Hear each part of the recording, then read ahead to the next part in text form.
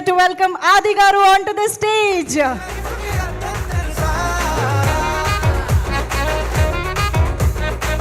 Adi Garu, please welcome.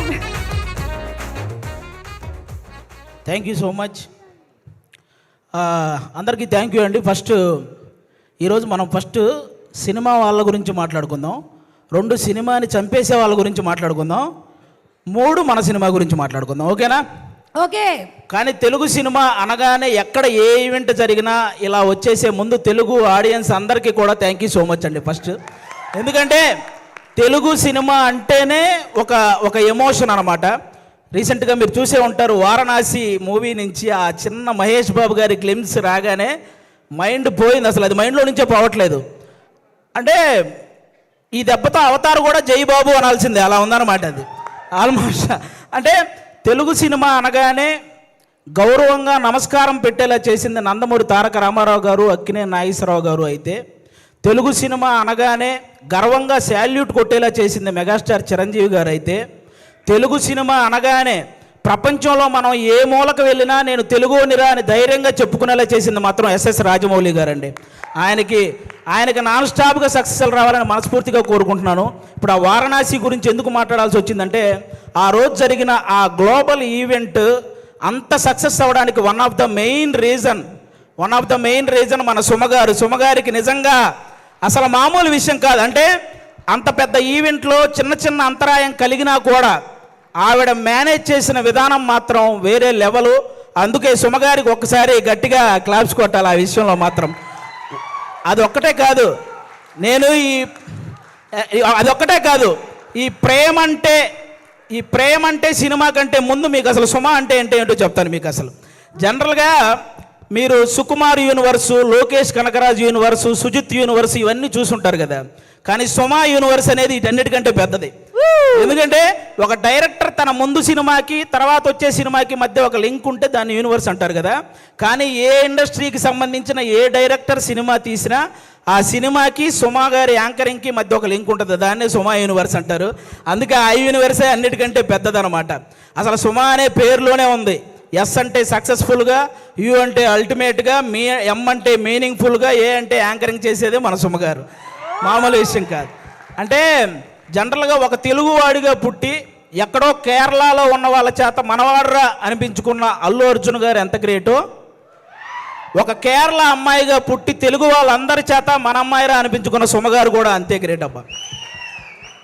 అంటే తను ఒక కూతురుగా వాళ్ళ అమ్మను బాగా చూసుకుంటూ, ఒక భార్యగా తన భర్తను బాగా చూసుకుంటూ, అలాగే ఒక తల్లిగా తన కొడుకు కూతుర్ని బాగా చూసుకుంటూ, ఒక యాంకర్గా ఇంతమందిని ఎంటర్టైన్ చేస్తూ బాగా చూసుకుంటుందంటే అది మామూలు విషయం కాదు. అందుకే ఆవిడకి నేను అంత పెద్ద ఫ్యాన్ అనమాట. నేను సుమగారికి, నేను సినిమాల్లో మీ అందరికీ తెలుసు పవన్ కళ్యాణ్ గారి ఫ్యాన్ అని, కానీ టీవీలో నాకు బాగా ఇష్టమైన యాంకర్ సుమగారు. నేను ఆవిడకి ఫ్యాన్, నేను అందుకు ఫ్యాన్ అనమాట. బేసిక్గా హీరోల్లో ఫ్యామిలీ హీరోలు ఉంటారు, మామూలు హీరోలు ఉంటారు. అలాగే యాంకర్లో కూడా మామూలు యాంకర్లు, ఫ్యామిలీ యాంకర్లు ఉంటారు. ఫ్యామిలీ హీరో విక్టరీ వెంకటేష్ గారు అయితే ఫ్యామిలీ యాంకర్ మన సుమగారు. అంటే తెలుగు సినిమా ఇండస్ట్రీకి అమ్మాయిలు రావాలంటే ఎక్స్పోజింగ్ చెయ్యాలి, లేకపోతే కమిట్మెంట్ ఇవ్వాలి, ఇలాంటి తప్పుడు ప్రచారాలు చేస్తూ చాలామంది చెప్తుంటారు. కానీ టాలెంట్ ఉంటే అవేం చెయ్యక్కర్లేదు అని నిరూపించినటువంటి మహిళ మన సుమగారు. అంటే మెగాస్టార్ చిరంజీవి గారిని చూసి ఎంతమంది అబ్బాయిలు అయితే ఇన్స్పిరేషన్గా తీసుకొని ఇండస్ట్రీకి వచ్చారో, అలా సుమగారిని ఇన్స్పిరేషన్గా తీసుకొని ఇండస్ట్రీకి వచ్చిన అమ్మాయిలు చాలామంది ఉన్నారు. ఆ విధంగా కూడా ఆమెకి హ్యాట్స్ ఆఫ్ చెప్పుకోవాలి. ఒక ఈవెంట్ అంటే ఆల్మోస్ట్ 4 గంటలు నిలబడి ఆవిడ ఒక్కటే ఎంటర్టైన్ చేస్తూ ఉంటుంది. అలాగే ఒక టీవీ షో చేయాలంటే ఆల్మోస్ట్ 14 గంటలు నిలబడాలి. అంటే ఈవెన్ లేడీస్ ప్రాబ్లమ్స్ ఉన్నా కూడా ఆ పెయిన్ ఫేస్ మీద తెలియకుండా ఇంతమందిని ఎంటర్టైన్ చేస్తూ వస్తుంది. అంటే తను నిలబడి ఒక షోని నిలబెట్టగలిగే ఏకైక యాంకర్ మన సుమగారు.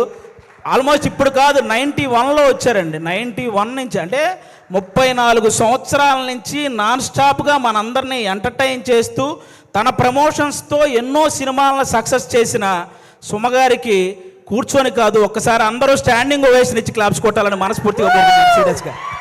సీరియస్లీ అసలు అంటే నాకు ఇష్టమైన హీరోలకి, కమెడియన్లకి, డైరెక్టర్లకి, వీళ్ళందరికీ చాలామందికి పద్మశ్రీ, అలాగే పద్మభూషణ్ ఇలాంటి అవార్డులు మీరు రావటం చూశారు. అవన్నీ మనకు కూడా చాలా హ్యాపీనెస్ని ఇచ్చాయన్నమాట.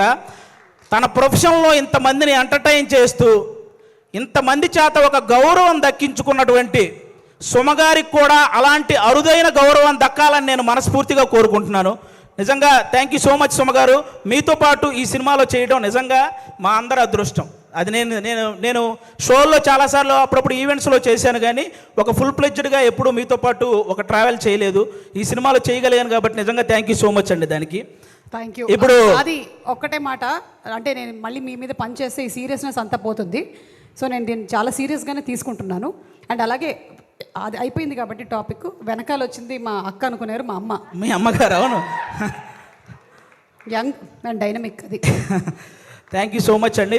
అలాగే ఇప్పుడు మనం సినిమా వాళ్ళ గురించి మాట్లాడుకున్నాం, ఇప్పుడు సినిమాని చంపేసే వాళ్ళ గురించి మాట్లాడుకుందాం, ఓకేనా? బేసిక్గా సినిమా ఇండస్ట్రీలో ఉన్న పెద్ద పెద్ద వాళ్ళందరికీ ఒకే ఒక్క ఇదండి, ఎవరైతే సినిమా ఇండస్ట్రీలో రైటర్స్ ఉంటారో వాళ్ళని మాత్రం ఇంకొంచెం కేరింగ్గా ఇంకొంచెం వాల్యూ ఇవ్వాలని వాళ్ళకి నేను మనస్ఫూర్తిగా కోరుకుంటున్నాను. ఎందుకంటే రైటర్ అంటే వాడు ఇచ్చింది తీసుకుంటూ చెప్పింది రాసుకుంటూ వెళ్ళిపోతాడనే ఒక చిన్న ఆలోచన నుంచి రైటర్ అనేవాడు ఒక్కసారి నాకు ఎందుకులే అనుకుంటే ఇండస్ట్రీలో ఎవ్వరికీ పని ఉండదు అనే ఒక పెద్ద ఆలోచన చేయాలని నేను మనస్ఫూర్తిగా కోరుకుంటున్నాను. ఎందుకంటే సినిమా ఇండస్ట్రీకి రైటర్ అనేవాడే ఒక హార్ట్ లాంటి వాడు. గుండె కొట్టుకోకపోతే ప్రాణం పోద్ది, అలాగే రైటర్ అనేవాడు పెన్ను పట్టుకోకపోతే ఖచ్చితంగా సినిమా పోద్ది. అందుకే రైటర్లందరినీ ఒక్కసారి సినిమా ఇండస్ట్రీలో ఉన్న రైటర్లందరినీ గ్యాదర్ చేసి వాళ్ళ కష్ట సుఖాలు తెలుసుకొని వాళ్ళకు ఒక నూతన ఉత్సాహాన్ని ఇస్తే ఆటోమేటిక్గా మంచి సినిమాలు వస్తూ ఉంటాయి. ఎందుకంటే 1000 కోట్లకు సంబంధించిన వారణాసి లాంటి ప్రాజెక్ట్ రాయగలిగిన రైటర్లు కూడా మన దగ్గర ఉన్నారు, కానీ కనీసం వాళ్ళ అమ్మకి 1000 రూపాయల మందులు కొనుక్కునే స్థితి కూడా లేక వాళ్ళ టాలెంట్ అలాగే వెనకపడిపోతూ ఉంది. అలా రైటర్స్ అందరినీ ఒక్కసారి గ్యాదర్ చేసి వాళ్ళకు ఒక నూతన ఉత్సాహం ఇవ్వాలని సినిమా ఇండస్ట్రీ పెద్దవాళ్ళందరికీ నేను ఒకసారి మనస్ఫూర్తిగా కోరుకుంటున్నాను. అలాగే మీరందరూ గమనిస్తే ఆల్మోస్ట్ సంవత్సరానికి 150-200 సినిమాలు రిలీజ్ అయితే పట్టుమని 10 సినిమాలు కూడా ఆడట్లేదు సినిమా ఇండస్ట్రీలో. అంటే సినిమాలేమో ఆకాశంలో చుక్కల్లాగా లెక్క పెట్టలేనని వస్తున్నాయి, హిట్లు మాత్రం మన చేతికున్న వేలలాగా లెక్క బట్టగలిగే అన్ని కూడా రావట్లేదు. అంటే దానికి అంటే ఏదైతే ఎంత కష్టం వచ్చినా నిలబడ్డ ఆ 4 ప్రొడ్యూసర్లు వాళ్ళ సంగతి పక్కన పెడితే ఎంతమంది ప్రొడ్యూసర్లు ఇలా వచ్చి మళ్ళీ అలా ఊరెళ్ళిపోతున్నారో మీకు తెలియదు. అంటే కొన్ని 100 కోట్ల నష్టం అవి భరించలేక మళ్ళీ తెచ్చుకున్న పరువును కాపాడు కోసం ఆ ఇస్త్రీ చొక్కాలు వేసుకొని ఈఎంఐలు కడుతూ ఉన్న ప్రొడ్యూసర్లు ఇంకా చాలామంది ఉన్నారు. అంటే దేనికంటే ఇదంతా ప్రతి ఒక్కడు ఏదో ఒక సలహా ఇచ్చేయడమే. మలయాళంలో మంజుమాల బాయ్స్ అని ఒక సినిమా చూసి అలాంటి సినిమా మన వాళ్ళు ఎందుకంటే తీరండి అని, పోనీ అలాంటి సినిమా మన వాళ్ళు తీస్తే అందులో ఐటమ్ సాంగ్ పెట్టలేదని ఏడుస్తారు. పోనీ ఏదో ఫ్రెష్ కంటెంట్ ఉండాలి కదండి, ఫ్రెష్ కంటెంట్ కావాలి కదండి, ఫ్రెష్ కంటెంట్ తీసి రిలీజ్ చేస్తే రిలీజ్ రోజు ఫ్లాప్ చేసేసి రిలీజ్కి వచ్చి పాటలు పాడుతుంటారు. రూబా రూబా సదాశివ సన్యాసి ఇలా పాడేస్తుంటారు రిలీజులకు వచ్చి. రిలీజ్ రోజు మనకి ఏం తెలియదు. అలా అంటే ఆ విధంగా ఎవరికి వాళ్ళు సలహాలు ఇచ్చేసి ఆ సినిమాని ఏదో రూపంలో చంపేస్తూ వస్తున్నారు. దానివల్ల ఎక్కువ నష్టం ప్రొడ్యూసర్లకే జరుగుతుంది. వీటన్నిటికంటే ఏదైతే కొన్ని సంవత్సరాల నుంచి మన తెలుగు సినిమాకి బొమ్మ చూపించిన ఐబొమ్మ అనేది ఒకటి ఉందో ఆ దరిద్రం ఇప్పటితో అయితే పోయింది. కానీ దానికంటే పెద్ద దరిద్రం ఏముందంటే సోషల్ మీడియాలో వచ్చే నెగిటివిటీ. అంటే లెజెండరీ యాక్టర్స్ దగ్గర నుంచి ఇప్పుడిప్పుడే ఎదుగుదామని వస్తున్న ప్రతి యాక్టర్ మీద కూడా సోషల్ మీడియాలో విపరీతమైన నెగిటివిటీ. అది కొంతమందికి ఇప్పుడు నాలాంటి వాడు మీరు చేశారనుకో నాకు పెద్ద బాధ ఏమి ఉండదు, నేను మా ఇంట్లో అమ్మా నాన్నలకు నేను చెప్పుకోగలను, అవేం పర్లేదు నేను చూసుకుంటాను. కానీ కొంతమంది అందరికీ అలా ఉండదు. కొంతమంది వాళ్ళ పేరెంట్స్ సెన్సిటివ్ అయి ఉండొచ్చు, ఆ పర్టికులర్ యాక్టర్ సెన్సిటివ్ అయి ఉండొచ్చు. అలా ట్రోల్ చేయడం వల్ల వాళ్ళు మనస్తాపానికి గురైపోయి ఖచ్చితంగా వాళ్ళు చేసే ప్రాజెక్టుల విషయంలో కానీ వాళ్ళు చేసే పనుల విషయంలో కానీ వెనకపడుతూ ఉంటారు. అది మీరు గమనించాలి. నేను ఓన్లీ ఏదో చిన్న చిన్న వాళ్ళ గురించి చెప్పట్లేదు, మన తెలుగు సినిమాని ఆల్మోస్ట్ మన దేశాన్ని తలెత్తుకునేలా చేసిన రాజమౌళి గారు లాంటి వాళ్ళే ఒక పోస్టర్ వదిలితే దాని మీద ట్రోల్ చేసి ఆయన్ను కూడా తలదించుకునేలా చేస్తున్నాం. అరే ఒక అనుకున్న ఈవెంట్లో అనుకున్న టైం ప్రకారం ఒక గ్లిమ్స్ ప్లే అవ్వలేదని ఎమోషనల్ అయ్యాడు. అంటే ఆయనకు ఆ సినిమా పట్ల ఉన్న హార్డ్ వర్క్ గురించి, ఆయనకు ఆ సినిమా పట్ల ఉన్న డెడికేషన్ గురించి మనం హ్యాట్స్ ఆఫ్ చెప్పాల్సింది పోయి అందులో కూడా ఏవో కారణాలు వెతుక్కొని ఎలాగోలాగ ట్రోల్ చేయాలి. అక్కడ తప్పు జరగలేదు అసలు. ఆయన బేసిక్గా నాకు రామాయణం మహాభారతం అంటే చాలా ఇష్టం అని చెప్పిన వ్యక్తి. అలాంటి వ్యక్తి ఎవరైనా రాముడి గురించి నాకు తీసే అవకాశం వచ్చిందని చెప్పిన వ్యక్తి. ఆయన ఆ రోజు హనుమంతుడి మీద అలిగాడే కానీ అవమానించలేదు. ఇది ఒక్కటి అందరూ గుర్తుపెట్టుకోవాలని నేను మనస్ఫూర్తిగా కోరుకుంటాను.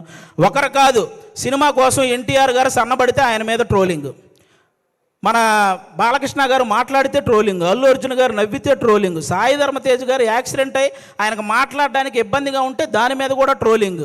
అరే మనం బయట దేశాలకు వెళ్తే జస్ట్ మనం బాహుబలి అంటే కానీ ఓ మీరు ఇండియనా అనే పరిస్థితి ఉండదు. అలాంటి ప్రభాస్ గారి లుక్స్ మీద ట్రోలింగ్, రామ్ చరణ్ గారి చికిరి చికిరి అనే సాంగ్ పక్క దేశాల వాళ్ళు కూడా రీల్ చేస్తున్నారు. అలాంటి ఆ స్టెప్పుల మీద ఇక్కడ ట్రోలింగ్. ఒకరు కాదు, విజయ్ దేవరకొండ గారి మీద మన ఇండస్ట్రీ వాళ్ళే ట్రోలింగ్. అంటే ఒక వ్యక్తి ఇంకా అంతకు మించి ట్రోలింగ్, అంత మానసికంగా ఒక వ్యక్తిని కుంగవేయాల్సిన పనే ఉంది. ఇప్పుడు బాహుబలి, RRR, పుష్ప ఎలాగో ఒక వర్గానికి అర్జున్ రెడ్డి లాంటి సినిమా కూడా అలాగే. అతనికి బౌన్స్ బ్యాక్ అయ్యే టైం కూడా ఇవ్వకుండా అతని మీద అంత ట్రోల్ చేస్తూ ఉంటే అతను ఎంత ఇబ్బంది పడతాడో ఆలోచించాలి. ఒక శ్రీలీల అని ఒక తెలుగు అమ్మాయి ఇక్కడి నుంచి బాలీవుడ్, తమిళనాడు ఇలా వెళ్ళి అన్ని ఇండస్ట్రీల్లో వర్క్ చేస్తుంటే ఆ అమ్మాయి డ్యాన్స్ చేస్తుంది కానీ యాక్టింగ్ పెద్ద. ఇప్పుడు భగవంత్ కేసరి అనే సినిమా నేషనల్ అవార్డు దృష్టికి వెళ్ళిందంటే బాలకృష్ణ గారి పర్ఫార్మెన్సు, అలాగే అనిల్ రావుపూడి గారి కథతో పాటు శ్రీలీల గారి పర్ఫార్మెన్స్ కూడా వన్ ఆఫ్ ద రీజన్ కదా. అలాంటి అమ్మాయిని అంత బ్లేమ్ చేయడం ఏంటి? ఒకటిగా మెగాస్టార్ చిరంజీవి గారి మీద డీప్ ఫేక్ AI వీడియోలు చేశారబ్బా. ఇంతకంటే దరిద్రం ఏమైనా ఉంటుందా? నాకు తెలిసి ఆయన రికార్డులు కొట్టిన పోస్టర్లు గోడల మీద పడేటప్పుడు ఆ ట్రోలింగ్ చేసినోడు వాళ్ళ అమ్మ కడుపులో కూడా పడి ఉండడు. అలాంటి వ్యక్తులు వాళ్ళు. ఆయన 3 దశాబ్దాలు 1వ నంబర్ పొజిషన్లో ఉన్నప్పుడు వీడికి అసలు ఒకటంటే ఇలా ఉంటుందని కూడా తెలియదు. మన తుఫాన్ వచ్చిన ఆయన సినిమాల కోసం మనం పరిగెత్తుకుంటూ వెళ్తున్నప్పుడు వాడికి నడవటం కూడా వచ్చి ఉండదు. అలాంటి వాడు వచ్చి మెగాస్టార్ చిరంజీవి గారి మీద ట్రోల్స్. అరే మెగాస్టార్ చిరంజీవి గారు ఒక స్టేట్కో ఒక క్యాస్ట్కో సంబంధించిన వ్యక్తి కాదు, ఒక దేశం గర్వించదగ్గ వ్యక్తి మెగాస్టార్ చిరంజీవి గారు. అలాంటి వ్యక్తి మీద ట్రోలింగ్. ఈ ట్రోలింగ్ ఎందుకు, వీటి వల్ల సినిమా ఎందుకు చనిపోతుంది అంటున్నానంటే, నేను హీరోల మీద ట్రోలింగ్ చేయడం వల్ల, ఇంతమంది స్టార్ హీరోల మీద ట్రోలింగ్ చేయడం వల్ల రేపొద్దున తెర మీద వాళ్ళు హీరోయిజం చూపించినా అది చాలా కామెడీగా అయిపోతుంది నార్మల్ జనాలకు, చూసే వాళ్ళకి. అందుకే ఆ హీరోయిజం ఫెయిల్ అవుతుంది కాబట్టి సినిమాలు ఫెయిల్ అవుతున్నాయి. అరే 100 కోట్లు ఖర్చు పెడుతున్న ప్రొడ్యూసర్లు ఒక పక్క ఒక సినిమా హిట్ అయితే ఇంటికెళ్ళి మా అమ్మ నాన్నకి చెప్పుకుంటామని వెయిట్ చేస్తున్న డైరెక్టర్లు, ఒక సక్సెస్ వస్తే కానీ ఇంకో సినిమాలో మళ్ళీ కంటిన్యూ చేయరు అని ఆశపడే టెక్నీషియన్స్, అరే ఫ్యామిలీస్ని వదిలేసి అభిమానుల కోసం హిట్ ఇవ్వాలని చెప్పి కష్టపడుతున్న హీరోలు, ఒక సినిమా హిట్ అయితేనే జీతం పెరుగుతుందనే ఆశించే సినిమా కార్మికులు, ఇంతమంది కష్టాన్ని ఒక చిన్న నెగిటివిటీ ట్రోలింగ్తో మీరు కంప్లీట్గా దాన్ని చంపేస్తున్నారు. ఒక్కరు కాదండి, అసలు ట్రోలింగ్ అంటే ఇప్పుడు మీరు బ్రహ్మానందం గారి రియాక్షన్స్తో మీరు ట్రోల్ చేస్తారు, అవి మేము కూడా నవ్వుకుంటాం, అందరూ నవ్వుకుంటారు. కానీ ట్రోలింగ్ అనేది నవ్వుకునేలా ఉండాలి కానీ నవ్వుల పాలు చేసేలా ఉండకూడదని ఒకసారి ఆ చేసే వాళ్ళకి నేను మనస్ఫూర్తిగా కోరుకుంటున్నాను. అలా ఇంకెప్పుడూ కూడా ఇంతమంది లెజెండ్స్ ఎంతో సాధించి ఇక్కడ వరకు వచ్చారు, వాళ్ళని అంత ఈజీగా నెగిటివ్ చేసే ప్రయత్నం చేయకండి అని వన్స్ అగైన్ నేను మనస్ఫూర్తిగా కోరుకుంటున్నాను. అలాగే ఇప్పుడు వాళ్ళకి చెప్పేశాను కాబట్టి చాలు. అలాగే కొంతమంది ఇంకా రివ్యూవర్స్ ఉన్నారు, వాళ్ళకు కూడా కొంచెం చూసుకొని చెయ్యాలని వాళ్ళకి మనస్ఫూర్తిగా కోరుకుంటున్నాను. చాలామంది మంచి రివ్యూవర్స్ ఉన్నారు, సినిమా గురించి చాలా బాగా చెప్తారు, సినిమా గురించి బాగా చెప్పి ఈ సినిమా నచ్చితే మంచి హైప్ ఇస్తారు, నచ్చకపోతే ఇందులో ఈ నచ్చిన విషయాల కోసం మీరు వెళ్ళొచ్చు అని చెప్తారు. అలా చెప్తే చాలా బాగుంటుంది. అంతేగాని సినిమా మీద వెటకారం చేస్తూ రివ్యూలు ఇస్తుంటారు. వాళ్ళకి అర్థం కాని విషయం ఏంటంటే ప్రొడ్యూసర్లు ఎంత నష్టపోతున్నారో ఒకసారి ఆలోచించాలని మనస్ఫూర్తిగా కోరుకుంటున్నాను. ఇక మా ప్రేమంటే సినిమాలో, ముఖ్యంగా మా ప్రేమంటే సినిమాలో మా ప్రియదర్శి బ్రదర్ ఇందాక నాగ చైతన్య గారు చెప్పినట్టే వర్స్టైల్ యాక్టర్, అసలు మామూలుగా కాదు.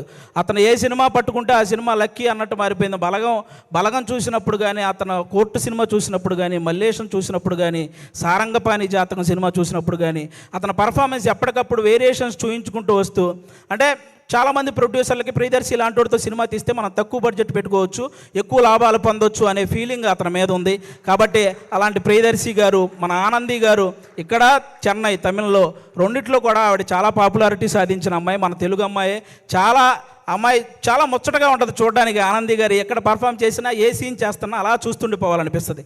మన ఆనందిని ప్రియదర్శిని హీరోయిన్లు అనడం కంటే కూడా వాళ్ళిద్దరిని పర్ఫార్మర్లు అనడం అనేది చాలా, నాకు అది చాలా బాగుంటుంది అనిపిస్తుంది. ఎందుకంటే అంత బాగా పర్ఫామ్ చేస్తారు. వాళ్ళిద్దరికీ కూడా థ్యాంక్ యూ సో మచ్. మా నవనీత్ బ్రదర్ డెబ్యూ డైరెక్టర్, మీరందరూ ఆ నవనీత్ బ్రదర్ని ఎంకరేజ్ చేయాలి. ఒక డెబ్యూ డైరెక్టర్కి ఎన్నో కళలు ఉంటాయి, ఆ కళల్ని మీరు సాకారం చేయాలని ప్రేక్షకులందరినీ మనస్ఫూర్తిగా కోరుకుంటున్నాను. ఈ November 21న థియేటర్లోకి అందరూ వెళ్ళి మా ప్రేమంటే సినిమా చూసి ఎంజాయ్ చేయాలని వన్స్ అగైన్ అందరికీ థ్యాంక్ యూ సో మచ్. ప్రేక్షకులందరూ థ్యాంక్ యూ. పిలుస్తా నేను. ఆవిడ ఆవేశపడుతున్నారు, వచ్చేద్దామని. అంటే టైం అయిపోయింది అందుకని. అర్థమైంది. థ్యాంక్ యూ సో మచ్ అండి. Thank you so much Aadi గారు. That was so beautiful. And yes, ఇప్పుడు ప్రేమంటే థ్రిల్ ప్రాప్తి